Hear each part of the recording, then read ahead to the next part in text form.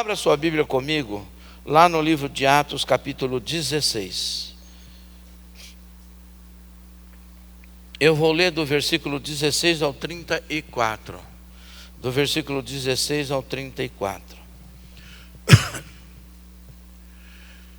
Esse texto que você está vendo, do capítulo 15, finalzinho do capítulo 15, até o capítulo 16, 17, 20, você vai ver que nós estamos tratando aí da segunda viagem missionária de Paulo. É a viagem mais longa que teve. A segunda viagem, Paulo teve a primeira, a segunda e a terceira. A primeira viagem missionária, ela não foi tão longa quanto a segunda, e nem a terceira tão longa quanto a segunda. A segunda foi a viagem missionária mais longa que Paulo teve, e foi através da segunda viagem missionária que o Evangelho entra na Europa. Não é que o Evangelho alcança a Europa. Então é um marco, e há uma mudança de tempo e de estação que Deus gera nesses capítulos, mostrando e revelando aí através da vida de Paulo, Silas, Timóteo, Lucas e tantos outros que fizeram e que se dispuseram a obedecer ao Senhor. Isto que nós vamos contar, essa história acontece em Filipos, depois que ele atravessa aí a Macedônia e vai lá para ajudar o povo que estava debaixo de um clamor a Deus. Vamos lá então. Certo dia, dirigindo-nos para o lugar de oração, encontramos uma escrava que tinha um espírito pelo qual predizia o futuro. Ela ganhava muito dinheiro para os seus senhores com adivinhações. Essa moça seguia Paulo e a nós, gritando: esses homens são servos do Deus Altíssimo e anunciam o caminho da salvação. Ela continuou fazendo isso por muitos dias. Finalmente, Paulo ficou indignado. Voltou-se e disse ao espírito: em nome de Jesus Cristo, eu ordeno que saia dela. No mesmo instante, o espírito a deixou. Percebendo que a sua esperança de lucro tinha acabado, os donos da escrava agarraram Paulo e Silas e os arrastaram para a praça principal diante das autoridades. Levando-os aos magistrados, disseram: estes homens são judeus e estão perturbando a cidade, propagando costumes que nós, romanos, somos proibidos de aceitar ou praticar. A multidão ajuntou-se contra Paulo e Silas, e os magistrados ordenaram que suas roupas fossem arrancadas e eles açoitados. Depois de serem severamente açoitados, foram lançados na prisão. O carcereiro recebeu instrução para vigiá-los com cuidado. Tendo recebido tais ordens, lançou-os no cárcere interior e prendeu os pés deles no tronco. Por volta da meia-noite, Paulo e Silas estavam orando e cantando hinos a Deus, e os outros presos os ouviam. De repente, houve um terremoto tão violento que os alicerces da prisão foram abalados. Imediatamente, todas as portas se abriram e as correntes de todos se soltaram. O carcereiro acordou e, vendo abertas as portas da prisão, desembainhou a espada para se matar, porque pensava que os presos tivessem fugido. Paulo, porém, gritou: não faça isso, estamos todos aqui. O carcereiro pediu luz, entrou correndo e trêmulo, prostrou-se diante de Paulo e Silas. Então levou-os para fora e perguntou: senhores, que devo fazer para ser salvo? Eles responderam: creia no Senhor Jesus e serão salvos você e os da sua casa. Em seguida pregaram a palavra de Deus a ele e a todos os da sua casa. Naquela mesma hora da noite, o carcereiro lavou as feridas deles. Em seguida, ele e todos os seus foram batizados.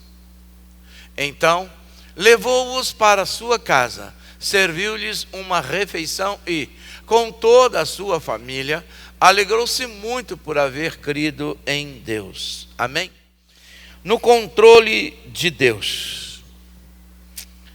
A história da nossa vida a história da vida de Paulo e de Silas, a história da vida dos filhos de Deus, ela deveria sempre refletir exatamente essa frase: eu estou, nós estamos, eu vivo, nós vivemos no controle de Deus. O apóstolo Paulo, o Silas, juntamente com Silas e toda a equipe, saem para mais uma viagem missionária, saem para mais um desafio, e vão passando pelas igrejas para ver como elas estão, e obviamente vão plantando outras igrejas. A viagem deles, houve alguns lugares em que o Senhor não os deixou ir. O Senhor fez com que eles abortassem o plano deles para seguir o plano do Senhor. Ele deu visão a Paulo em Troade, para que Paulo fosse ministrar ao povo para lá da Macedônia. E o interessante é que diz: passe a Macedônia e ajude-nos. Venha nos ajudar, nós precisamos da ajuda. Filipos, uma colônia romana, foi uma dessas cidades onde toda essa cena do capítulo 16 acontece. Em Filipos, eles encontram Lídia, uma mulher que já era temente a Deus. Lídia era uma vendedora de púrpura, um tecido caríssimo, e ela se converte ao Senhor. Mas lá também tem essa jovem pitonisa que é adivinhadora de sonhos, e ela dava muito lucro aos seus senhores. E Paulo, orando ao Senhor, depois de ela segui-los alguns dias, gritando, incomodando, porque ela não gritava, e quando ela falava Deus Altíssimo, ela não estava se referindo ao Deus da vida, ao único Deus, ela se referia a um Deus pagão, não é? Um Deus que era como que um padroeiro da região, da cidade, e isso irritou Paulo, e Paulo então repreende esse espírito, porque certamente Paulo, tendo o discernimento que tinha, se ela estivesse falando do Deus vivo e único, mas como que ela pode estar fazendo isso se ela não tinha ainda se rendido ao Senhor Jesus, se ela era uma guru, uma adivinhadora, não é? E Paulo então repreende esse espírito sai da mulher, e com isso, por ela ser uma escrava, a fonte de lucro dos seus senhores acaba. Então eles, revoltados, pegam Paulo e Silas e levam aos magistrados, e dizem que eles estão tumultuando a cidade, que eles estão fazendo uma coisa que não é legal para eles fazerem, porque eles eram cidadãos romanos, e eles se sentiam como se estivessem afrontando César. Então eles, os maiorais, ou os magistrados, ou as autoridades, como você queira entender, rasgam as vestes de Paulo e de Silas, açoitam eles em praça pública, mandam prendê-los, e ele faz uma recomendação ao carcereiro: cuide muito bem dele, faz uma observação muito especial. E o carcereiro, eu acredito que com um pouco de medo, não somente os prende, mas também os amarra em um tronco, e eles ali estão. E o interessante é que essa cena, todo esse mover que a gente vê, à meia-noite, o terremoto, o carcereiro, são fatos que hoje, porque nós conhecemos o final da história, é muito fácil para nós entendermos e acharmos isso muito lindo, muito maravilhoso, muito fantástico. Deus é tremendo, e nós cantamos essa música, esse louvor, à meia-noite, um terremoto, não é? E de fato aconteceu. Mas a gente não viveu esse momento na sua profundidade. A gente não tem conhecimento dos detalhes desse fato, mas por conhecermos a história hoje, a gente pode deduzir e imaginar que essa história, ela começa lá em Troade, quando o Senhor dá uma visão para Paulo, dizendo, e nessa visão um homem aparece para Paulo à noite em sonhos e diz: passe a Macedônia e ajude-nos. eles estavam para ir para um outro lugar, e o Senhor então diz para eles: não vão, eu quero que vocês passem a Macedônia e vão lá naquelas colônias, e eu quero que vocês preguem o evangelho lá. Mas existia alguém, um homem que ele não viu o rosto, que ele não sabe quem é, numa visão, clamando e gritando: passe a Macedônia e ajude-nos. E Lucas escreve que eles entenderam ser algo do Senhor, e imediatamente eles mudam o plano e o rumo deles, e eles então atravessam a Macedônia e vão chegar lá na cidade de Filipos para pregar o evangelho. E nessa cidade tem algo, e acontece algo muito tremendo. É exatamente sobre esses fatos que a gente quer falar. O controle de Deus em tudo isso. Como que Deus opera.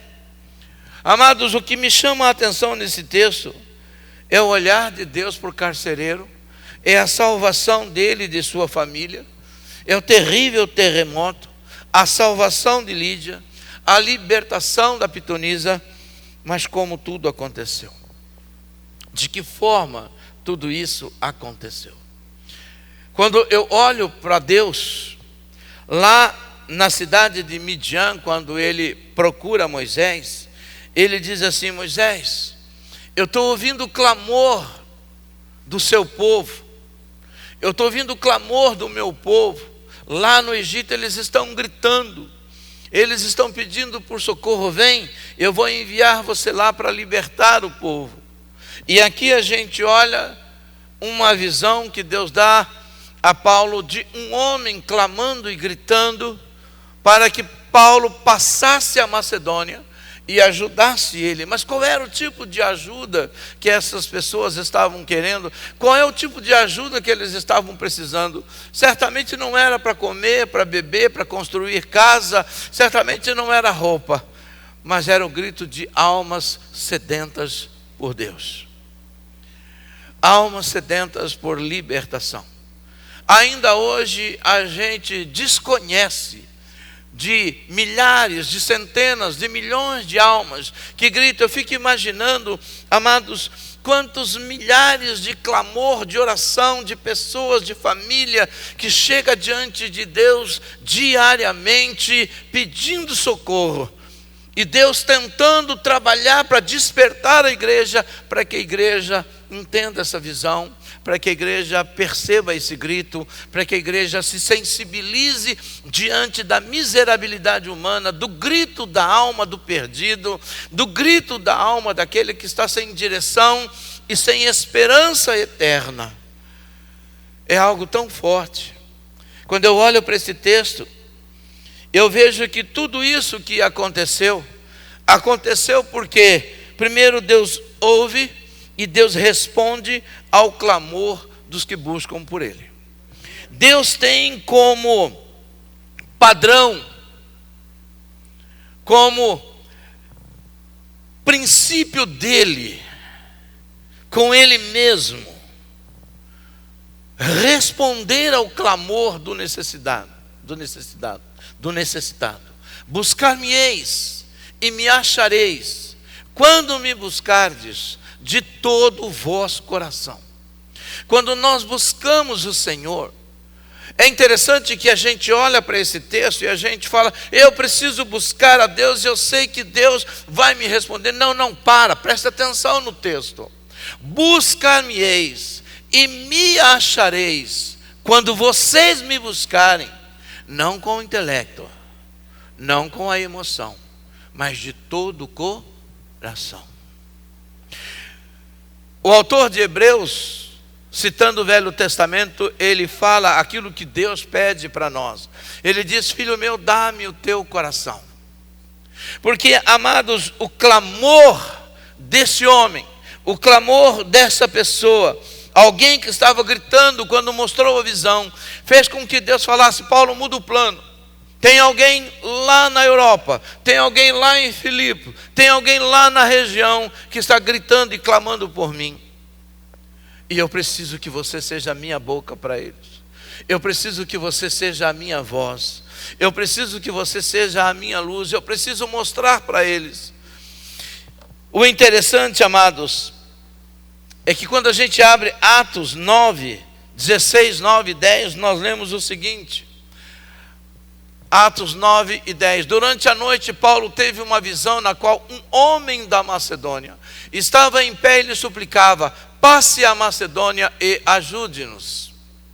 Depois que Paulo teve essa visão, preparamos-nos imediatamente para partir a Macedônia, concluindo que Deus tinha nos chamado para lhes pregar o Evangelho, para levar até eles mais uma visão.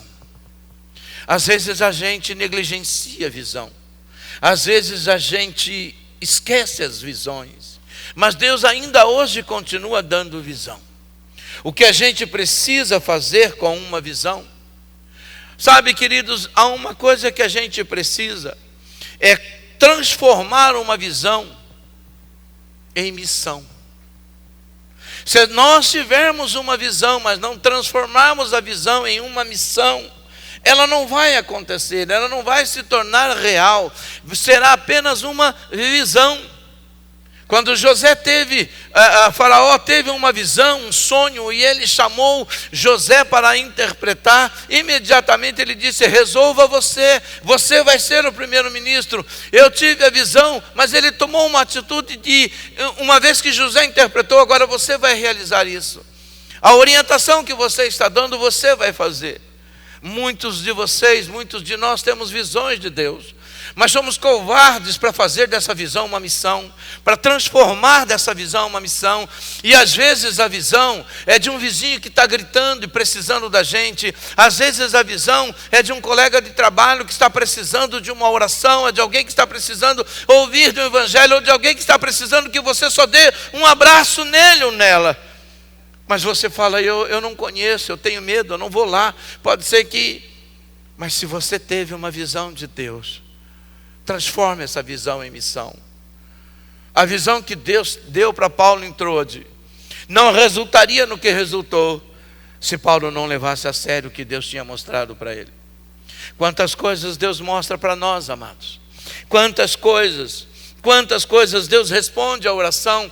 Deus responde à oração através dos seus filhos. Deus responde a minha oração naquilo que eu preciso. Mas tem respostas da oração que eu faço, que Deus vai levantar irmãos, que Deus vai levantar pessoas. Elas serão a resposta de Deus para a minha vida. Não é que Deus vai vir do céu, vai mandar um anjo e pronto, vai responder para mim. Não. E embora Ele possa fazer isso, mas muitas vezes a resposta das pessoas do mundo está aqui, na sua boca, no seu coração, com você. Paulo diz: esse povo, nós entendemos que Deus estava nos enviando para pregar o Evangelho. Isso é a resposta de alguém que estava clamando, de alguém que estava gritando, de alguém que estava suplicando. Mas como nós iremos? Não é isso que o Espírito de Deus fala através de Isaías? Quem irá se nós não temos a quem enviar? Quem pode ir no nosso lugar?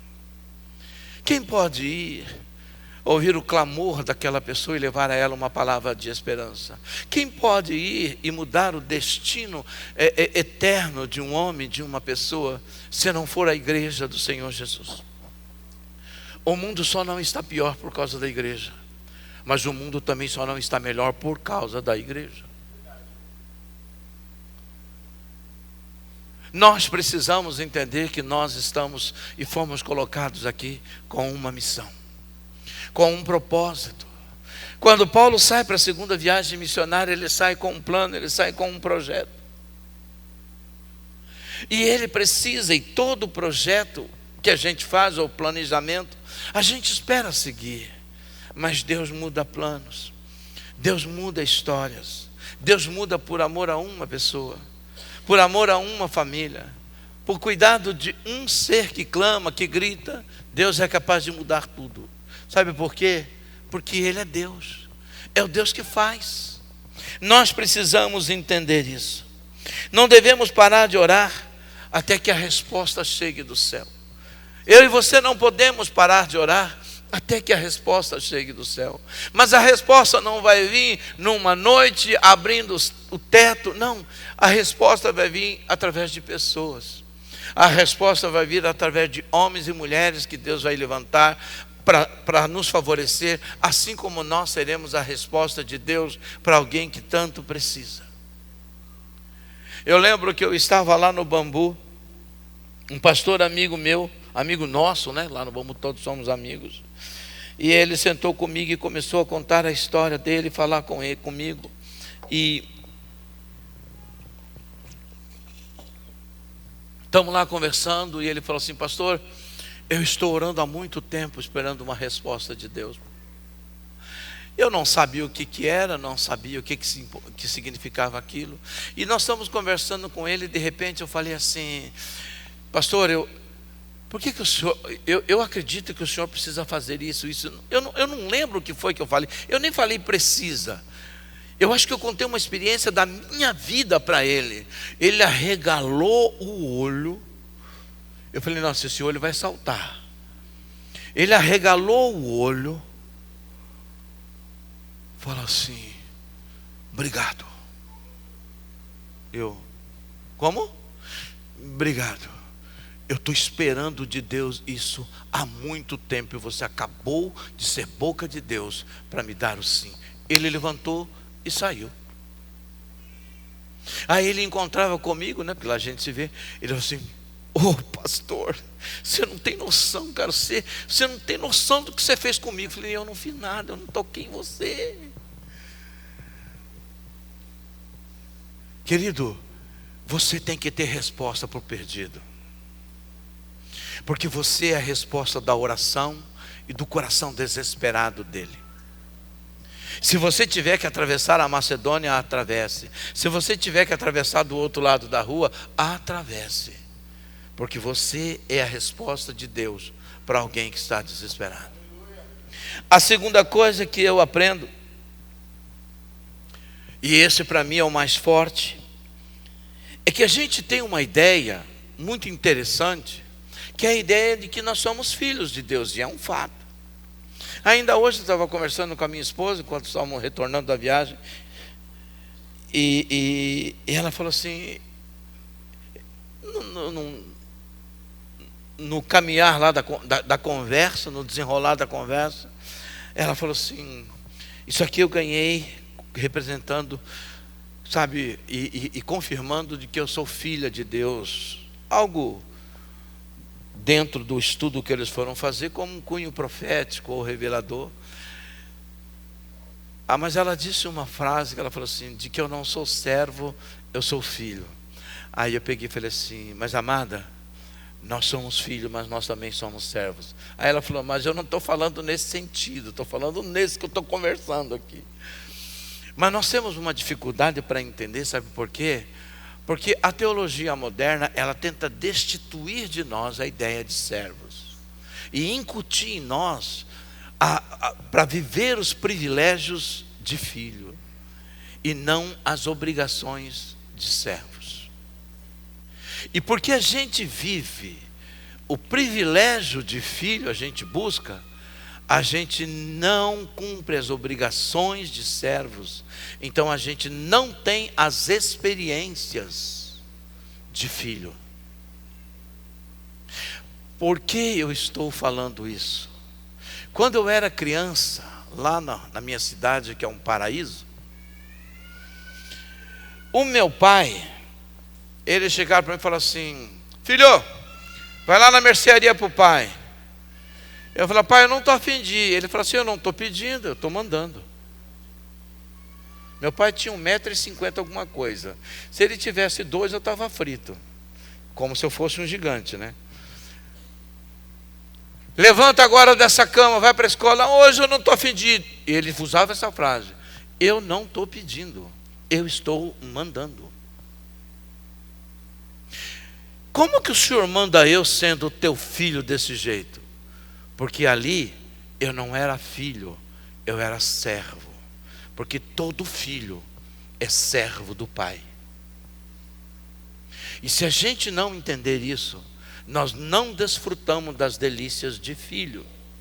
O problema da igreja é que ela só quer o título de filho, ela não quer o título de servo. Então, o que Paulo fez? O que eu entendo aqui? Paulo estava indo fazer uma obra, fazer a obra de Deus. Mas quando Deus chama e muda, ele entende que servos são chamados para obedecer, não para entender as decisões de Deus. Nós não fomos chamados para entender as decisões de Deus, nós fomos chamados para obedecer. Passe a Macedônia e ajude-nos. Paulo, eu não quero que você vá pregar o evangelho nessa cidade, vá para aquela. Nessa cidade eu não quero. Será que lá não tinha ninguém que precisava de Jesus? Claro que tem, claro que tinha. Mas a urgência quem determina não é o servo, e sim o Senhor. O caminho do servo não é o servo quem determina, e sim o Senhor. O que o servo tem que fazer não é o servo quem determina, e sim o Senhor. Quando o servo determina o que ele quer fazer e faz do jeito que ele quer, ele é um servo rebelde e não servo. Há um espírito de rebelião, ainda que ele esteja fazendo a coisa certa. O problema nosso, amado, não é se nós fazermos as coisas certas, é se nós fazermos o que o nosso Senhor quer e como Ele quer. Quando Paulo vai para lá, como a gente também pensa isso, bom, Deus está me enviando para aquele lugar, vai ser um tempo maravilhoso. A gente já vai logo imaginando a glória de Deus, o céu aberto, oh Senhor, o ouro e a prata, toda a provisão, oh aleluia. A gente já vai no Xaramaná fazer a obra. Eu acho que Paulo também foi assim. Só que quando Paulo chegou lá, o que tinha para ele? Chibatada, prisão, cadeia. Que Deus é esse, meu? Aquela mentira de onde eu estava, pregando o evangelho, fazendo para me mandar para cá, para apanhar e depois ser preso? Que amor é esse? Pois é, servo é assim. Servo serve do jeito que o Senhor quer. E Deus fez isso com Paulo e com Silas por causa de uma família. Deus é capaz de mover céus e terras por causa de uma pessoa. E Deus não tem problema nenhum em sacrificar um salvo para, através desse sacrifício, levar um perdido a Jesus. Deus não tem problema nenhum com isso. Nós temos que ter sempre na nossa cabeça, na nossa mente, no nosso coração, para nós, o viver é lucro e o morrer tem que ser ganho. Mas a igreja não está preparada para isso. É óbvio que eu estou falando de Paulo, um chamado específico, assim como um tratamento de Deus com... Porque Deus não tratou com Jó, Deus tratou com o capeta. Todo mundo pensa, nossa, Deus deu um tratamento com Jó. Não, Deus não tratou com Jó. Jó era um homem íntegro, um homem bom, um homem que se desviava do mal. Jó não tinha que ter tratamento nenhum. Não, Jó era incrédulo. Que incrédulo? Incrédulo era o capeta. Deus usou Jó para tratar o diabo e dizer assim: ô Satanás, aquele que me serve na abundância e também na fartura, na saúde e também na enfermidade. Quem é meu, independente do que você faça, do que você cutuque, do que você pressione. Quem é meu, jamais me nega. Deus deu um cala-boca no diabo. Mas a que preço? Todas as empresas de Jó, todos os filhos de Jó, uma tremenda de uma doença que ele se coçava com um caco de telha. Esse foi o preço para dar o cala-boca no capeta, que Deus usou a vida de Jó. Mas depois que tudo isso passou, Deus deu outros filhos para Jó, mulheres e homens. Deus fez com que as empresas dele se multiplicassem. E Deus multiplicou os anos de vida, que ele chegou a ver os filhos dos filhos dele. Mas quando a gente não entende isso, a gente cai no processo. Porque nós achamos que, como filhos de Deus, a gente já tem que viver no palácio, e como príncipes e princesas, como diz o meu pastor Felipe, na boa. Deus não pode nos provar. E muitas vezes Deus faz isso para que alguém entenda a imensidão do amor dele. Às vezes Deus nos quebra para quebrar alguém. Às vezes Deus quebra um filho dele para, através do filho dele que ele quebra, ele quebrar um perdido. Mas se ele, que é filho de Deus, passa por tudo isso, meu Deus, e não nega esse Deus, não abre mão desse Deus. Eu quero esse Deus para a minha vida também, porque Deus deve ter alguma coisa muito maravilhoso para esse cara, essa família, essa pessoa, passar por todo esse vale e continuar firme e não negar. Alguma coisa tem. Porque servo foi chamado para obedecer e não para entender o que Deus faz. Muitas vezes eu perguntei para Deus: Deus, por que isso? Eu lembro-me que quando a minha esposa estava passando pelo processo do câncer, já falei isso para vocês. Um dia eu chego em casa, encontro ela, ela vai para o banheiro, quando volta, ela volta chorando. Ela está sentada na cama, ela olha para mim, eu tenho essa cena muito viva na minha cabeça. Ela olha para mim e fala assim: por que eu? Por que eu? Por que tinha que ser eu? E eu falei: Deus, e agora?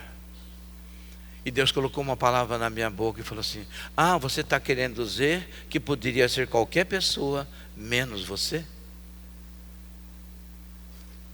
Qualquer pessoa pode sofrer, menos nós?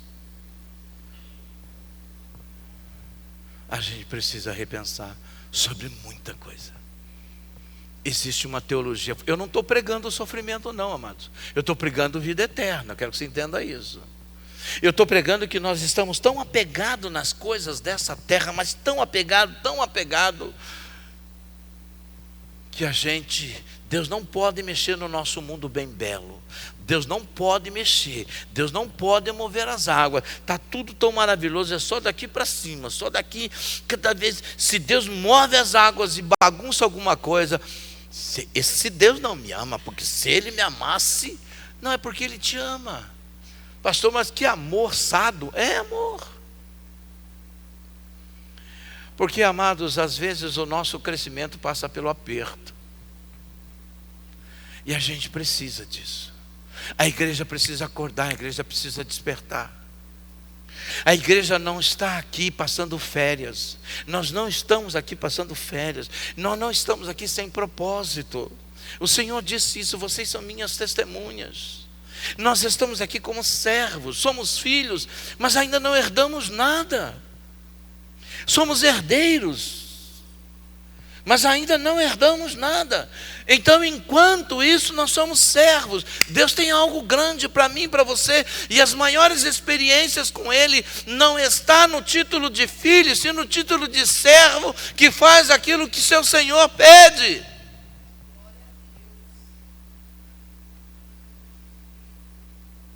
Nós precisamos entender isso. Deus fala a Moisés, Paulo, vai para lá. E Paulo chega naquela cidade, ele começa bem, Lídia se rende a Jesus, olha como está legal, ele prega o evangelho, Lídia já, e ela ainda fala assim: olha, se eu sou crente, eu gostaria que vocês fossem para a minha casa, que eles vão para a casa dela. Meu Deus, coisa tremenda, maravilhosa. E uma pitonisa: eles são filhos do Deus Altíssimo, estão anunciando a salvação. No outro dia, e eles lá estão pregando, vivendo as maravilhas, eles são filhos, e eles vão dando outra semana, eles são filhos. Para, Espírito, eu te repreendo em nome de Jesus.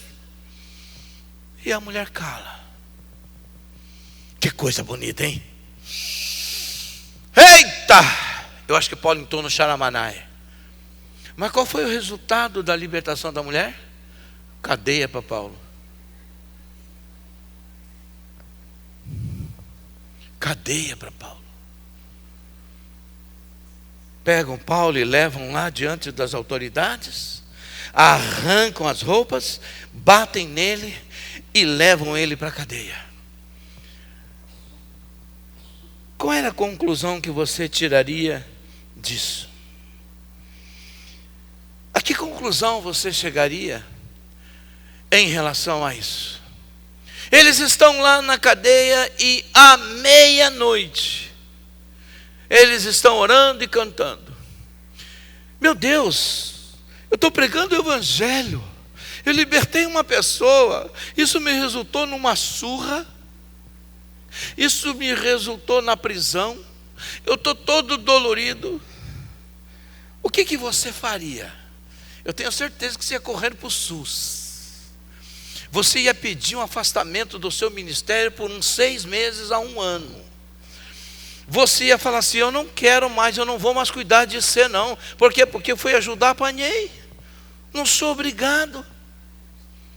Você ia largar tudo o ministério, você ia largar tudo. Eu falei: não, eu não quero mais saber disso. Quando eu fazia o curso de coaching, de Master Coaching, eu achei interessante, porque nós estávamos sentados numa mesa e tinha um pastor que estava lá, e eu não sabia que ele era pastor, e ele também não sabia que eu era pastor. Chegou na hora das entrevistas lá, e estava falando assim: o que você faz? Aí a moça: eu sou não sei o quê, não sei o quê, não sei o quê, não sei o quê, não sei o quê. Aí o outro: eu sou isso aqui.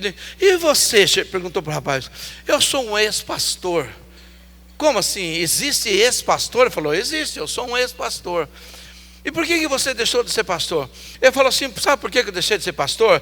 Porque eu cuidei de tanta gente, perdi meu filho para isso, perdi minha filha para isso, minha família destruiu, minha mulher me abandonou, eu não quero mais ser pastor, agora eu quero ganhar dinheiro, porque para servir Deus e viver dessa maneira eu não quero. Aí passou umas 2 pessoas e chegou na minha vez. Eu falei: Deus, o senhor tinha que me colocar aqui. Era nesse bolo aqui que o senhor tinha que me colocar, né? Aí chegou a minha vez: e você, Gerson, o que você faz da vida? Eu falei: eu sou pastor. Aí o cara regalou o olho assim: você também perdeu tudo como ele? Eu falei: não, eu perdi tudo por amor a Cristo, mas Deus me deu uma esposa, Deus me deu um filho, Deus me deu uma casa, Deus me deu uma família, Deus me deu uma igreja. E por que você está aqui? Eu falei assim: eu estou aqui para entender o que vocês pregam, para contestar quando ela ferir a palavra de Deus.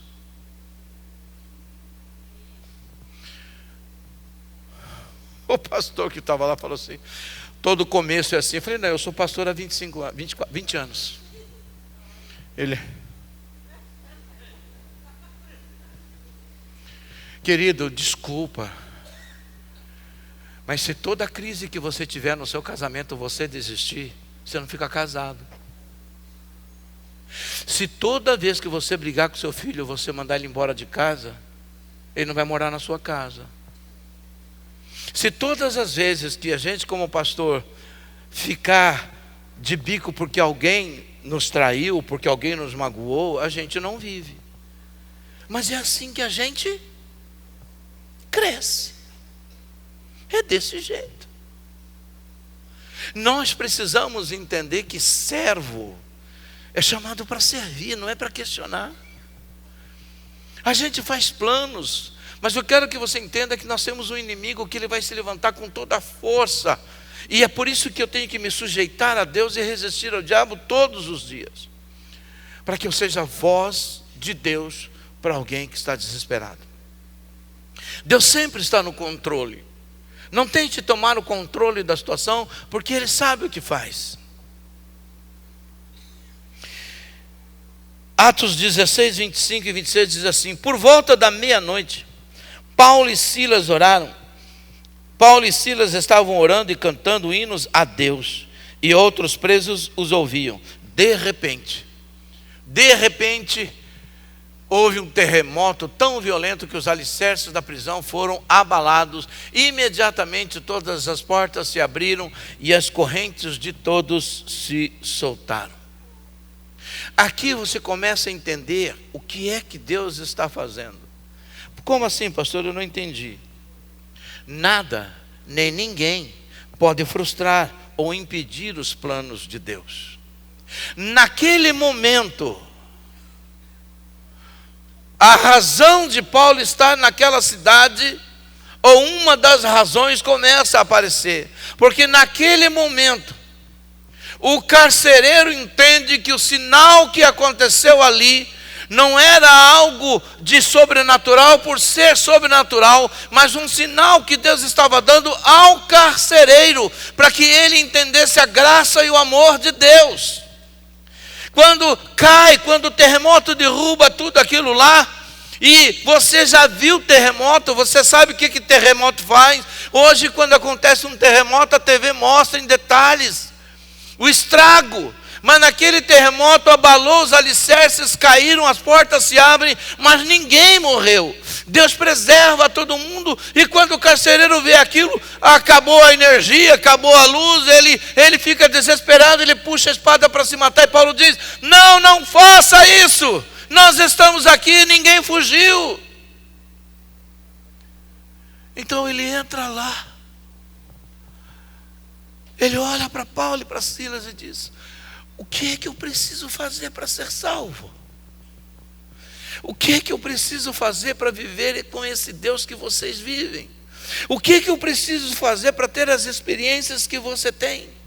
E Paulo diz: crê no Senhor Jesus e será salvo você e toda a sua casa. Ali começa uma história tão linda, que a gente canta, que a gente pula, que a gente salta, que a gente profetiza, que a gente declara. Mas eu quero dizer uma coisa para você, querido. Se acontecer um terremoto na sua casa, e no meio desse terremoto resultar a salvação de uma pessoa, você vai cantar ou você vai murmurar? Se acontecer um terremoto na sua vida, uma reviravolta, e no meio dessa reviravolta alguém for salvo, você vai cantar ou você vai murmurar? Os terremotos hoje acontecem de muitas maneiras. Empresários que falem, pessoas saudáveis que ficam doentes, e por causa de uma doença tem encontro com Jesus Cristo. São terremotos, são tempestades. Pessoas que estão muito bem empregadas e entram numa crise tremenda. Casamentos que estão falidos e de repente no meio de uma crise eles encontram Jesus. São terremotos, são sinais de Deus para que as pessoas percebam a graça, a bondade, a misericórdia de Deus. É nessa hora que nós precisamos entrar e ter uma palavra de esperança, uma palavra de vida. Paulo tinha apanhado junto com Silas, estava orando e cantando, mas agora ele podia falar assim: cara, a primeira coisa que eu preciso é de um remédio. Tem uma farmácia aqui. O homem do jeito que estava, como é que eu faço para ser salvo? Se fosse eu falasse assim: pô, isso é a hora, cara. Cara, acabei de me livrar da morte num terremoto, você vem falar o que você quer fazer? Mas por favor, dá um tempo, né?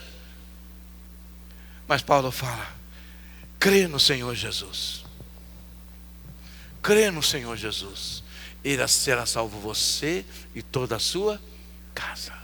Mesmo no meio de um terremoto, Paulo percebe que vidas eram mais importantes do que o perigo que ele estava correndo.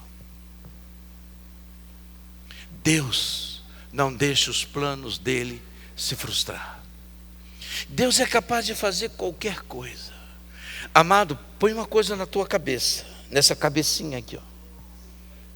Se Deus não poupou Jesus Cristo por amor a você, por que Ele pouparia você por amor a alguém? Tá bom, não precisa responder. Mas quem está me entendendo? Pastor, esse evangelho é muito pesado. Não, não é. Pesado é a gente viver na mesmice cristã sem ter experiências com Deus. Isso é pesado. É passar dias, meses e anos e alguém perguntar: qual é a experiência que você teve com Jesus? Ah, lá em 2046, ou em 2021, ou em 2016, ou em 2038, ou sei lá eu que ano. Eu estou tentando voltar para trás, não estou conseguindo. Em 1900 eu tive uma experiência com Deus. E de lá para cá? Então, de lá para cá, nós estamos vivendo numa geração, ou melhor, nós estamos criando uma geração de crentes museu. O que é crente museu, pastor? Teve a experiência da cruz e não teve mais nenhuma experiência. Qual é a experiência que a gente tem de libertar alguém de um demônio, de ver Deus curar uma pessoa, de ver Deus salvar uma pessoa, de ver Deus realmente, olha, cara, Deus usou você para salvar a minha família, Deus usou você para curar um parente meu, Deus usou você, cara, quando você foi lá em casa e você ungiu a minha família, aquele dia houve foi um divisor de águas. Mas a gente passa dias, anos e meses frequentando a igreja, a gente troca de cadeira, e é quando alguém pergunta, qual é a sua experiência com Jesus Cristo? Oh, cara, eu tive numa vigília ontem, eita, oxa, caramanaia, vaciria, lavachaia. E, cara, eu tive numa outra vigília, e foi um negócio tremendo, e um fogo que saiu do pé, passou pelo meu corpo. Cara, eu não posso nem falar que eu já começo a ficar. E, cara, você não entende. Nós nos reunimos com um grupo de oração, e o fogo estava caindo. Cara, foi algo tão tremendo, tão coisa aí. Porque Paulo, quando estava andando na beira do rio para orar em Filipos, tinha um grupo de oração lá. Lá ele pregou o evangelho e Lídia se converteu. A gente quer experiências com Deus, mas não tem nada para falar da nossa experiência com Ele. E aí Deus começa a usar outras pessoas, e a gente fica chateado. Pô, eu estou na igreja há tanto tempo, o cara chegou e já está fazendo e acontecendo, meu. Cara, que é isso? Pastor, você toma, aí vira profeta do caos. Pastor, toma cuidado, hein? O senhor não sabe quem é a pessoa. Paulo não está preocupado com isso. Paulo não está preocupado com a traição. Paulo não está preocupado com quem passa a perna nele. Paulo está preocupado em tornar Jesus conhecido do perdido. Ele obedece à voz do Espírito de Deus, e ele avança atrás de fazer cumprir. Por quê? Jó declarou, bem sei que tudo podes, e que nenhum dos seus planos podem ser frustrados. Jó 42:2. Não existe planos de Deus que sejam frustrados. Mas Deus pode frustrar os meus planos? Sim, para cumprir o dele, com certeza. Isaías disse lá no capítulo 43, versículo 13, desde os dias mais antigos, Isaías 43:13, desde os dias mais antigos, eu sou, não há quem possa livrar alguém da minha mão. Agindo eu, quem pode reverter? Quem pode mudar? Agindo eu, quem impedirá? Algumas traduções dizem isso. Amados, ninguém pode impedir o agir de Deus. Deus queria chegar naquela cidade, Deus queria chegar naquela família do carcereiro, Deus queria chegar até Lídia. Os homens tentaram prender, mas não para. Nós cantamos ontem aqui que nada pode parar a igreja do Senhor Jesus, e é verdade, nada pode parar. Mas nós somos os agentes de Deus para criar um grande avivamento na terra. Nós somos os agentes de Deus para chamar a presença de Deus nas nossas ICs, nas nossas famílias. Nós somos os agentes de Deus para fazer a diferença onde nós estamos. Não é alguém que vem de fora, é você. Nós somos os Gideões desse tempo. Vá e faça você mesmo, e eu sou contigo. Deus disse, Paulo, atravessa a Macedônia, vai lá. Tem algo para você fazer lá.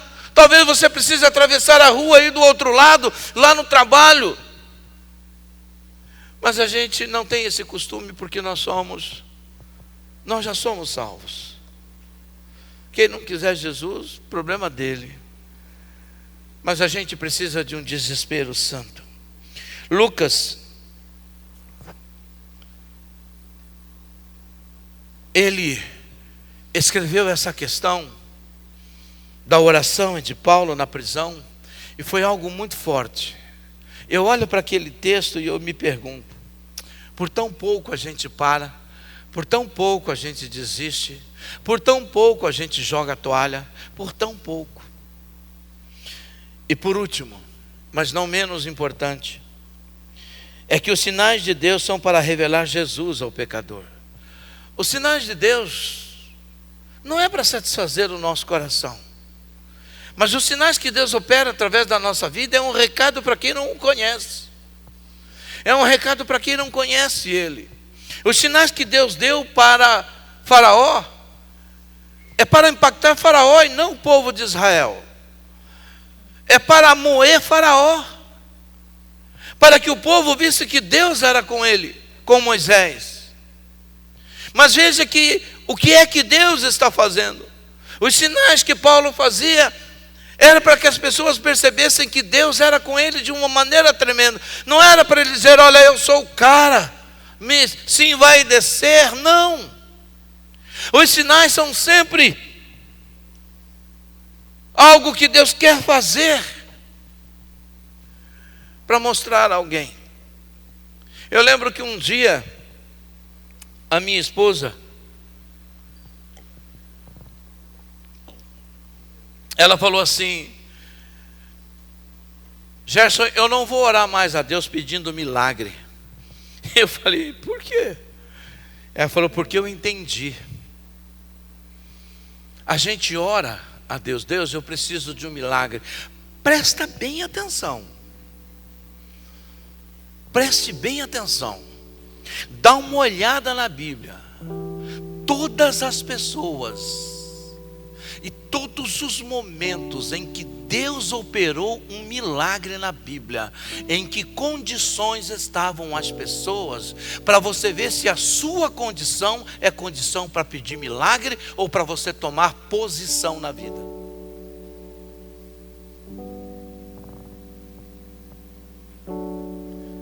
As pessoas estavam no desespero, enfermas, algumas mendigando, outras cegas, outras paralíticas na cama, outras entregues, outra mais de 12 anos tentando ser curada.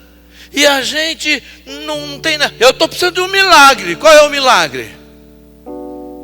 Então fale assim para Deus: Deus, me coloque na condição de alguém que precisa de um milagre. Eu não tenho coragem de fazer essa oração. Você tem? Eu não tenho coragem. Alguém tem aqui? Eu não tenho. Não tem não, viu? Amém. Eu não tenho. Senhor, eu preciso de um milagre. Qual é o milagre que você precisa? Muitas coisas que nós pedimos não é uma questão de querer um milagre, é uma questão de posicionamento para que as coisas aconteçam. Só isso. Mas a gente gosta. Por quê, pastor? Porque o milagre vem sem esforço nenhum. Tem esforço. Deus orou e multiplicou o pão. Opa, eita, aleluia. Mulher toca nas vestes e a doença vai embora. Pastor, mas isso não é bom? Sim, mas pergunta para ela dos 12 anos que ela passou.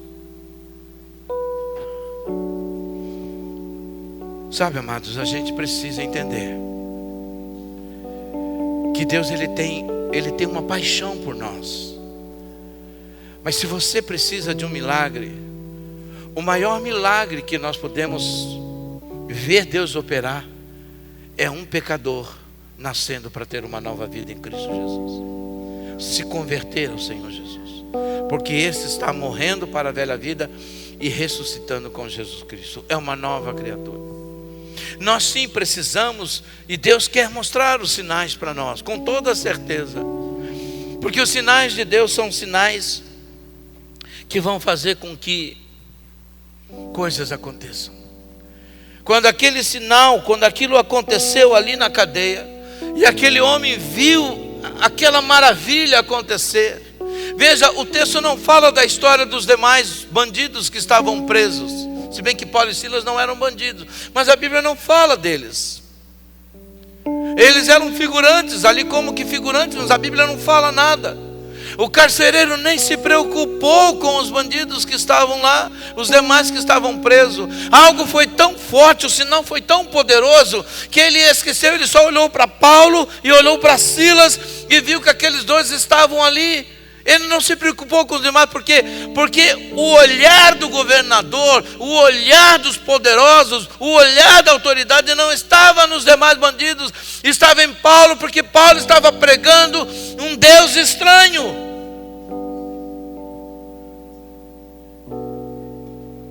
Mas aí aquele carcereiro olha e fala: se Deus preservou esses dois, é porque eles têm alguma coisa de extraordinário.